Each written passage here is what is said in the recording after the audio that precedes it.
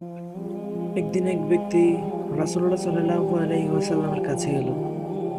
তার চেহারা থেকে তখন রক্ত ঝরছিল। রাসূলুল্লাহ সাল্লাল্লাহু আলাইহি ওয়াসাল্লাম তাকে দেখে জিজ্ঞেস করলেন, তোমার কি হয়েছে? তোমার এই অবস্থা কেন? লোকটি লজ্জিত হয়ে বলল, ইয়া রাসূলুল্লাহ, আমি রাস্তা দিয়ে আসলাম। হঠাৎ এক নারী আমার পাশ দিয়ে যাচ্ছিল।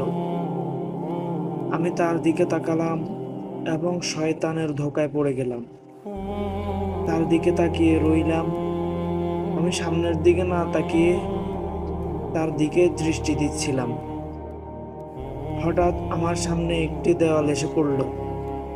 আমি খেয়াল না করায় দেওয়ালের সাথে আমার মুখের সজোরে ধাক্কা লাগলো এবং এই অবস্থা হলো।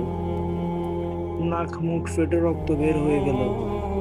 এই কথা শুনে রাসূলুল্লাহ সাল্লাল্লাহু আলাইহি ওয়াসাল্লাম তাকে বললেন, নিশ্চয় আল্লাহ যখন তার কোনো বান্দার কল্যাণ চান, তখন তিনি তার পাপের শাস্তি দুনিয়াতেই তাড়াতাড়ি দিয়ে দেন, যাতে সে তওবা করার সুযোগ পায় ও আখিরাতের শাস্তি থেকে বেঁচে যায়।